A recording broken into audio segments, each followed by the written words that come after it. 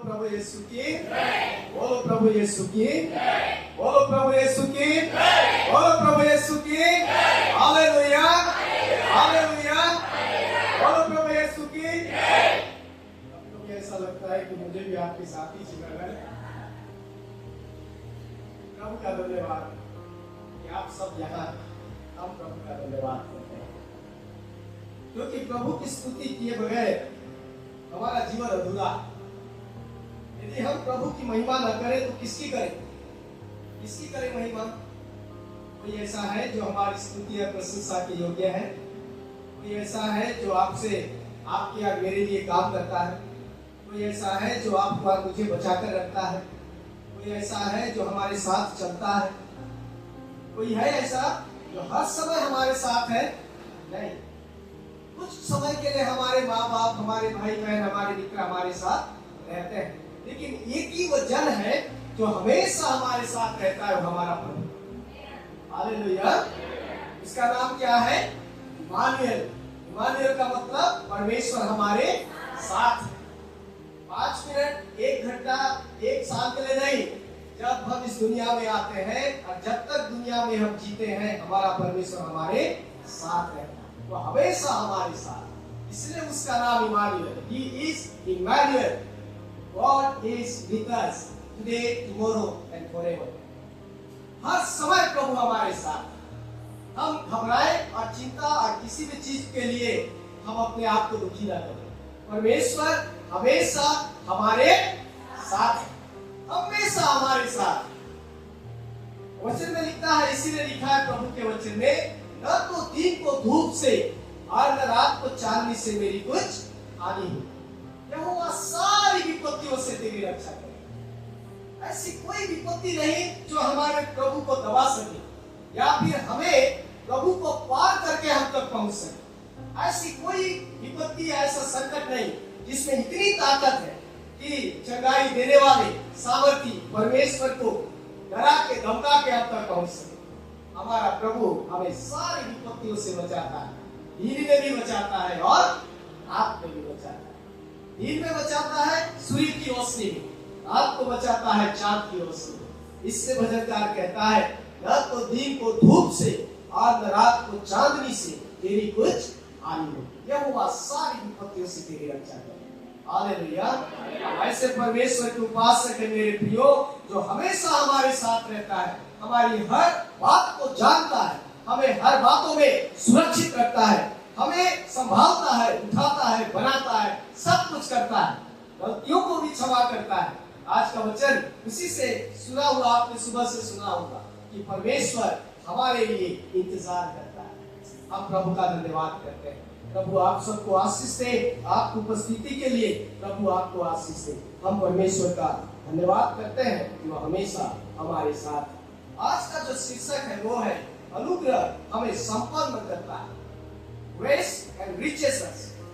अनुग्रह हमें क्या करता है? संपन्न करता है। संपन्न यानी समृद्ध बनाता है। समृद्धि का अर्थ क्या होता है? हमें अच्छा बनाता है।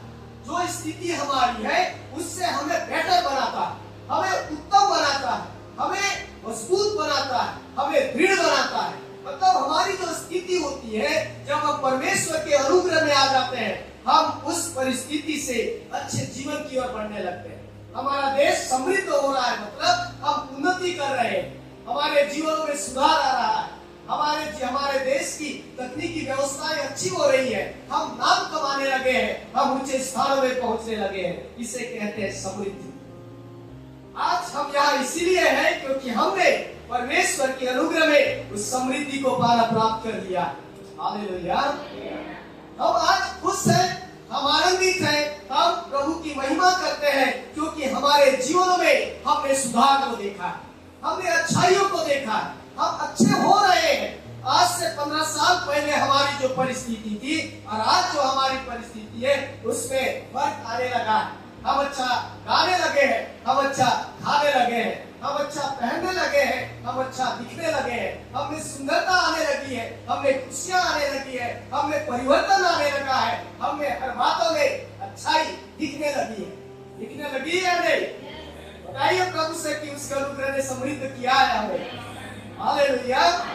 प्रभु ने किया है और इसी के लिए आप खुशियों के साथ चेहरे आपके खिले हुए हैं। आप प्रभु के भवन में खुशियां बताती है कि परमेश्वर ने हमारे जीवन में कार्य किया है।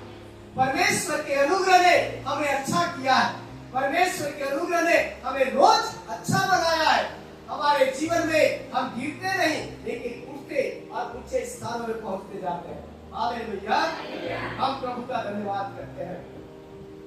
आज का वचन कहता है कि परमेश्वर ने जगत से प्यार किया। क्या कहता है आज का वचन? कि परमेश्वर ने जगत से ऐसा प्यार किया, यानी उसकी कोई सीमा नहीं है। So loved the world, English में वर्ड ऐसा यूज होता है, यानी प्रभु ने बहुत ज्यादा प्यार किया, ऐसा प्यार किया जिसका कोई वर्णन नहीं हो सकता। परमेश्वर ने जगत से ऐसा प्यार किया, परमेश्वर ने सबसे प्यार किया। ऐसा नहीं है कि जो लोग यहाँ बैठे हैं उन्हीं से प्रभु ने प्यार किया। इस भवन के बाहर भी जो है उनसे भी प्रभु ने प्यार किया। ऐसा नहीं है कि प्रभु केवल जो गोरे हैं उन्हीं से प्यार करता है। ऐसा भी नहीं है कि परमेश्वर केवल जो है धनी से प्यार करता है। ऐसा नहीं है कि परमेश्वर जो केवल ऊंचे लोगों से प्यार करता है। परमेश्वर के वचन में लिखा है परमेश्वर ने जगत से प्यार किया। आप और मुझसे सबसे प्रभु ने प्यार किया। उसका प्यार सबके लिए है। वो हमसे प्यार करता है। हम कौन है ये महत्व नहीं है। हम परमेश्वर के लिए, उसके भवन में, उसकी महिमा के लिए है। यह हमारे लिए महत्वपूर्ण है। हम गोरे हैं, काले हैं, मोटे हैं, पतले हैं, ये मायने नहीं रखता। हमारे लिए महत्वपूर्ण है कि हमसे परमेश्वर प्यार करता है। कितनी अच्छी बात है मेरे प्रियो कि परमेश्वर जगत से प्यार करता है। यही उसका अनुग्रह है। यदि वो हमसे प्यार न करता तो हम शायद उस जगह पर नहीं होते। यदि वो हमसे प्यार न करता तो हम अपनी बीमारियों में चंगे नहीं होते। परमेश्वर हमसे प्यार करता है। परमेश्वर जगत से प्यार करता है। परमेश्वर सबसे प्यार करता है। ऐसा प्रभु के वचन में लिखा है। क्योंकि जो वचन हमने पढ़ा उसमें यही बातें लिखा है, क्योंकि परमेश्वर ने जगत से ऐसा प्यार किया। ये एक ऐसा पद है जिसमें पूरा सुसमाचार समाया हुआ है। एक ऐसा पद है जो सबसे ज्यादा इस पर प्रचार किया जाता है, सबसे ज्यादा पढ़ा जाता है, सबसे ज्यादा सुना जाता है। एक ऐसा पद है जो पूरे परमेश्वर के प्रेम को, उसके जीवन को और हमारे लिए उसकी योजना को हमें दिखाता है। आपको मालूम है कि परमेश्वर न केवल जगत से प्यार करता है परंतु परमेश्वर पापियों से भी प्यार करता है। परमेश्वर किससे प्यार करता है? पापियों से भी प्यार करता है। न केवल वह जगत से प्यार करता है परंतु हर एक पापी से भी परमेश्वर प्यार करता है। अब आप कहेंगे कि धर्मी कौन है? इस जगत में यदि रोमियो 3:23 को आप पढ़ेंगे उसमें लिखा है कि सबने पाप किया और परमेश्वर की महिमा से रहित है। सबने पाप किया है इस जगत में और परमेश्वर सब पापियों से प्यार करता है। वो किसी के लिए नुकसान की बातें नहीं करता। कई बार हम सोचते हैं कि परमेश्वर केवल अच्छे काम करने वालों से प्यार करता है और जगत की शिक्षाएं वही है। ईश्वर केवल धर्मियों के लिए आते हैं, लेकिन हमारा परमेश्वर पापियों के लिए आया, हम सब के लिए आया। हालेलुया। परमेश्वर ने हम पापियों से प्यार किया और कब प्यार किया आप जानते हैं? जब हम पाप में थे तब प्रभु ने प्यार किया। जब हम धर्मी हुए इसके समय नहीं, लेकिन जब हम पापों में जी रहे थे तब परमेश्वर ने प्यार किया और हमसे प्रेम किया है। यदि आप रोमियो 5:6-9 पद को पढ़ेंगे, इसमें इसी बात का वर्णन करता है। देखिए मैं रोमियो 5:7 पद से आगे पढ़ रहा हूँ। इसमें लिखता है किसी धर्मी के लिए कोई मरे यह तो दुर्लभ है, परंतु हो सकता है किसी भले मनुष्य के लिए मरने का भी साहस करे। परंतु परमेश्वर हम पर अपने प्रेम की भलाई इस विधि से प्रकट करता है कि जब हम पापी ही थे तभी मसीह हमारे लिए मरा। हम पापी थे तब प्रभु हमसे प्रेम करना शुरू किया। जब हम गलतियों में थे तब से प्रभु हमसे प्रेम करता है और उसका प्रेम हमारे जीवनों में कम ना हुआ। कभी कभी लोग ऐसा सोचकर प्रभु के पास नहीं आते कि हम तो बहुत कुकर्मी हैं, हम बहुत गलत हैं, हमने ऐसे ऐसे काम किए हैं, लेकिन हम उन तक ये मैसेज पहुंचा सकते हैं, ये संदेश बता सकते हैं कि परमेश्वर पापियों से प्यार करता है, पापियों से नफरत नहीं करता। परमेश्वर पापियों से प्यार करता है, वो पापियों से नफरत नहीं करता। परमेश्वर पापियों से प्यार करता है, इसलिए वो हमारे लिए जीवन देता है। परमेश्वर हमसे प्यार करता है। कैसे प्यार करता है? पापियों से प्यार। और इसमें लिखा है, देखिए, परमेश्वर हमसे प्यार करता है, न केवल हमसे प्यार करता है, न केवल जगत से प्यार करता है, परंतु हम पापियों से प्यार करता है। हमारे लिए परमेश्वर ने अपनी योजनाओं को बनाया।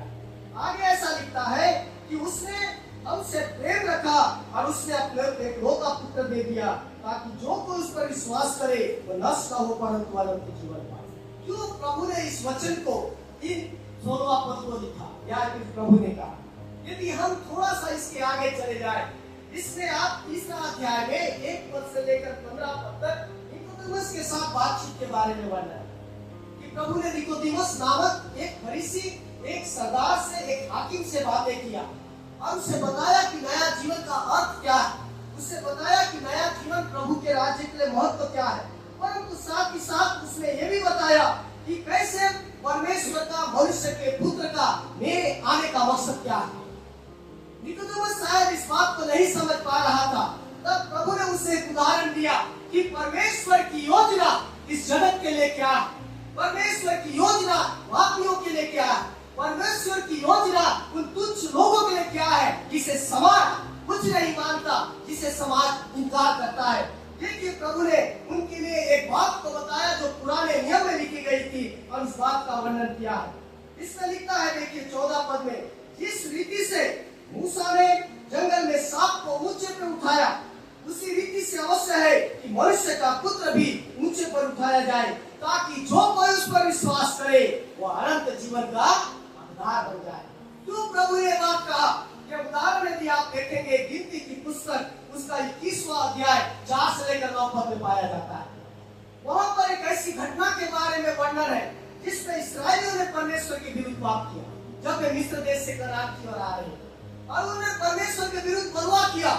परमेश्वर का बुरा भला कहने लगे कि आप हमें जंगल में लाए, आप कोई चिंता नहीं है, आप बोलते हो कि हम आपसे प्यार करता हूँ, मैं तुम्हें छुड़ा रहा हूँ, लेकिन जंगल में लाकर हमें मार डाला था।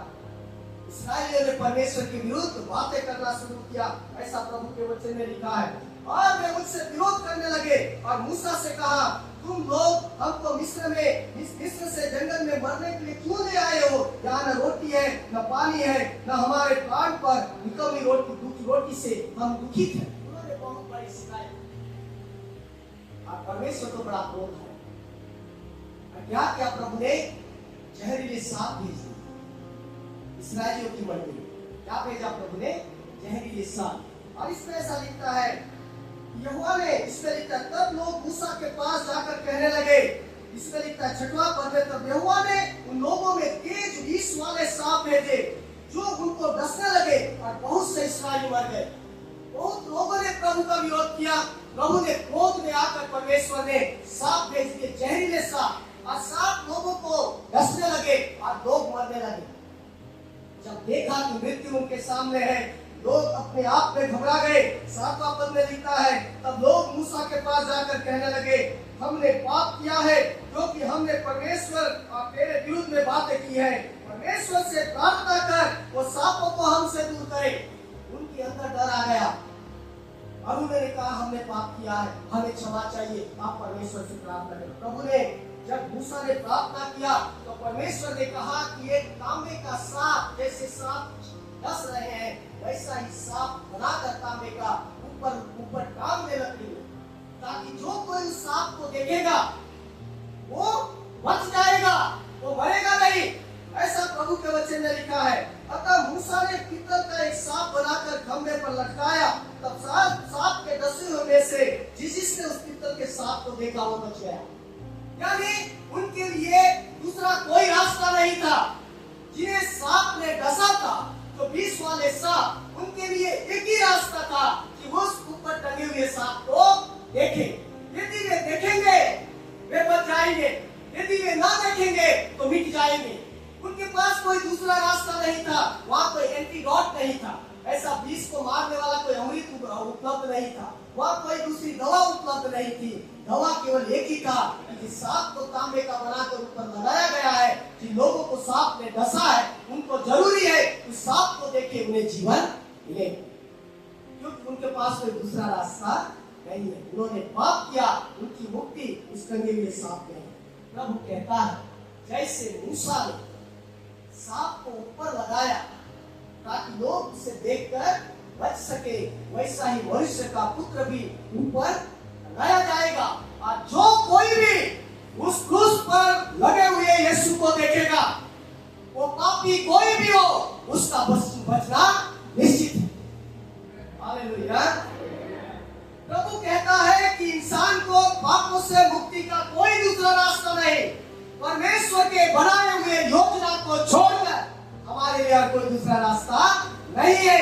यीशु को देखे बगैर, उस क्रूस को देखे बगैर कोई भी पापी धर्मी नहीं हो सकता, कोई भी पापी स्वर्ग के राज्य में प्रवेश नहीं कर सकता। और कितना भी अच्छा काम करने वाला क्यों ना हो, वो व्यक्ति स्वर्ग के राज्य का टिकट नहीं पा सकता। लेकिन वो रास्ता है उस टंगे हुए यीशु को देखना है, उस पुत्र को देखना है जिसे परमेश्वर ने भेजा है, उस यीशु को जानना है जिसे परमेश्वर ने भेजा है। इसलिए प्रभु कहता है जिस रीति से मूसा ने जंगल में सांप को ऊंचे पर चढ़ाया, उसी रीति से अवश्य है कि मनुष्य का पुत्र भी ऊंचे पर चढ़ाया जाए, ताकि जो कोई उस पर विश्वास करे वह जीवन पाए। प्रियो, परमेश्वर का अनुग्रह हमें क्षमा करता है। वचन में लिखा है अनुग्रह ही से तुम्हारा उद्धार हुआ। अरे तुम्हारी ओर से नहीं, लेकिन परमेश्वर का अनुग्रह हमसे प्यार करता है। परमेश्वर का अनुग्रह हमें क्षमा। हमें कोई खूबी नहीं है, हमें कोई खूबी नहीं है और हमारे लिए कोई दूसरा रास्ता भी नहीं है। जगत का कोई भी जन जो अपने आप को स्वर्ग की राह पर चलाना चाहता है, उसके लिए एक ही रास्ता है, उस क्रूस पे टंगे हुए व्यक्ति को देखना होगा। जगत के पापों को उठाकर अपने प्राण को समीप कर देता है। परमेश्वर का अनुग्रह हमें अच्छा इसलिए बनाता है क्योंकि परमेश्वर हमसे प्यार करता है। परमेश्वर का अनुग्रह हमें संपन्न इसलिए बनाता है क्योंकि वो हमें क्षमा करता है। हमारी हर गलती को प्रभु क्षमा करना चाहता है, हमारे हर एक पाप को प्रभु क्षमा करना चाहता है, हमारी हर एक त्रुटियों को प्रभु सुधारना चाहता है। चाहे पाप कैसे भी हो, लेकिन जिस दिन हम उस क्रूस पर टंगे हुए यीशु की ओर देखते हैं, हमारे पापों की क्षमा हमारे जीवन में। वचन में लिखा है मेरे प्रियो, इसमें लिखा है ताकि जो कोई उस पर विश्वास करे तो नष्ट ना हो परंतु अनंत जीवन। परमेश्वर का अनुग्रह से हमने परमेश्वर का प्यार पाया, हम उसके योग्य नहीं, लेकिन ये परमेश्वर का अनुग्रह है जो हमसे प्यार करता है। दूसरी बात, परमेश्वर का अनुग्रह हमें क्षमा करता है। हमारी गलतियां जो भी हो, हमारे पाप बड़े हो या छोटे हो या जैसे भी हो, लेकिन परमेश्वर का अनुग्रह हमें क्षमा करता है, हमें दोबारा अपनाना चाहता है, वो हमें माफ कर देना चाहता है। वो ये बोलता है कि ठीक है जा, मैं अब याद नहीं करता, मैं तुझे क्षमा करता हूँ।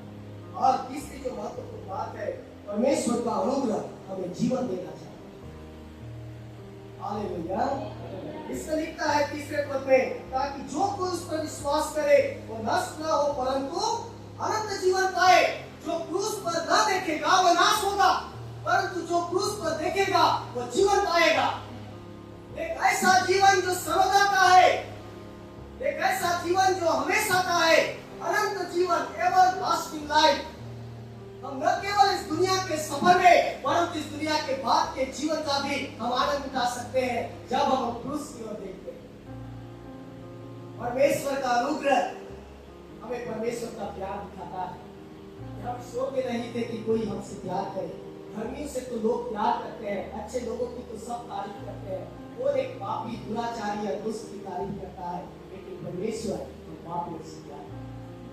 दूसरी बात, कोई हमारे हम गलत करते हैं, कोई पाप करते हैं, उसका सजा नहीं कारण है, लेकिन प्रभु के अपने आप को सलीब पर टंगने के कारण हमारे सजाओं से हमें क्षमा मिलती है। हमारे लिए एक ही रास्ता है पापों की क्षमा का, वो है उस क्रूस को देखना, उस यीशु को देखना। और दूसरी बात, जब हम उस क्रूस पर देखते हैं, उस यीशु से हम देखते हैं, उस यीशु को देखने के कारण हमारे जीवन में हमें नया जीवन मिलता है, एक नया जीवन मिलता है। महत्वपूर्ण बात यह है कि हम उस प्रभु को जो क्रूस पर टंगा है, या फिर हम उस परमेश्वर के उद्धारकर्ता के साथ हम ऐसा संबंध बनाना चाहते हैं, हम किस प्रकार से उसके साथ पेश आना चाहते हैं। हम उसे कहते हैं प्रभु आइए, या फिर हम बोलते हैं प्रभु जाइए। दो चीजें होती है मसीह, एक होता है प्रभु आइए, या फिर होता है प्रभु जाइए। यदि हम प्रभु को जा बोलते हैं तो वो चला जाता है, लेकिन यदि आप बोलते हैं प्रभु से आप, तो हम प्रभु के साथ कैसा व्यवहार करते हैं, उस उद्धारकर्ता के साथ हमारे व्यवहार कैसे है, ये निर्धारित करेगा कि हम जीवन पाएंगे या फिर हम नाश हो जाएंगे। कई बार हम इसे बहुत हल्के में ले लेते हैं, क्योंकि प्रभु को हम अंदर आने नहीं देते और प्रभु को हम केवल बाहर बाहर रखते हैं। आज हमारा भाई गाना गा रहा था शैतान को भगाने, लेकिन कभी कभी तो प्रभु को ही भगा देते, प्रभु को भी बोलते तू भी गेट के बाहर नहीं रह। अभी हमारा थोड़ा झगड़ा चल रहा है, ये प्रभु जब हम निपटा लेंगे ना इस झगड़ा को, तब फिर अभी तो शैतान अंदर, आप थोड़ा बाहर नहीं। उल्टा हो रहा है आज। हमारे भाई सुंदर गाना गा रहे थे कि शैतान को बाहर रखो, हम बोल रहे प्रभु शैतान थोड़ी देर रहेगा, आप थोड़ी देर बाहर आए, क्योंकि हम अंदर से उस उद्धारकर्ता को स्वीकार करना नहीं चाहते। जीवन प्रभु को अपनाने और ठुकराने दोनों पर आधारित है। हम प्रभु को अपनाना चाहते हैं, उस उद्धारकर्ता को जो हमारे लिए शरीर पर प्राण देता है, या फिर हम उस उद्धारकर्ता को ठुकराना चाहते हैं जिसने अपना प्राण शरीर को दिया है। अनंत जीवन प्रभु को अपनाने और हमारे ठुकराने पर आधारित हो सकता है। हमने इन बातों को गौर न किया, लेकिन हमें जानने की जरूरत है कि यदि उस उद्धारकर्ता को हम अपनाएंगे नहीं, हम गाना गाएंगे, आराधना करेंगे, महिमा करेंगे, नाचेंगे, खुशी मनाएंगे, सब कुछ हो सकता है बिना उद्धारकर्ता के जीवन में आए। क्योंकि उद्धारकर्ता यदि हमारे अंदर आएगा, हमारा जीवन बदलना जरूरी है। यदि हमारे जीवन में बदलाहट नहीं है, तो अभी भी उद्धारकर्ता हमसे जीवन उसी को मिलेगा। वचन में लिखता है, देखिए परमेश्वर ने अपने पुत्र को जगत में इसलिए नहीं भेजा कि जगत पर दंड की आज्ञा दे, परंतु इसलिए कि जगत उसके द्वारा उद्धार पाए। और जो उस पर विश्वास करता है उस पर दंड की आज्ञा नहीं है, परंतु जो उस पर विश्वास नहीं करता वो दोषी ठहरता है। यदि हम प्रभु में घर में रहने के बाद भी यदि हमने उद्धारकर्ता को अपनाया नहीं, हमने कहा नहीं कि प्रभु आप मेरे दिल में आइए, मेरे पापों को आपने शरीर पर देकर मर चुके हैं, मैं आपको सब कुछ दे देकर अपने जीवन में आपको स्वीकार करना चाहता हूँ। जब तक हम इन बातों को नहीं कहेंगे, हम अनंत जीवन की आशीष से दूर रहेंगे, हम जीवन से दूर रहेंगे। क्योंकि जीवन का पाना प्रभु को स्वीकारने और नकारने पर आधारित है। यदि हमने नकार दिया तो हमारे लिए नष्ट होना निश्चित है, यदि हमने स्वीकार किया अनंत जीवन का बहुत बड़ा उपहार हमारे तय करता है कि हम उद्धारकर्ता के साथ कैसा व्यवहार करते हैं, कि हम भी उसे कोड़े मारकर शरीर पर टांग कर गुड बाय बोलना चाहते हैं, या फिर हम कहते हैं हे प्रभु मेरे लिए आपने कोड़े खाए हैं, मेरे लिए आपने कीड़े छिपवाए हैं, मेरे लिए आपने जान दी है, मैं बच गया, मुझे आपकी जरूरत है। यदि आप जीवन में आज आ जाएंगे तो मैं हमेशा के लिए बच जाऊंगा।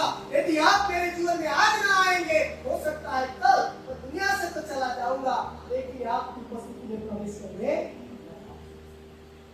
अनंत जीवन उद्धारकर्ता को स्वीकारने पर आधारित, नकारने पर दोषी ठहरना निश्चित, अपनाने पर अनंत जीवन निश्चित।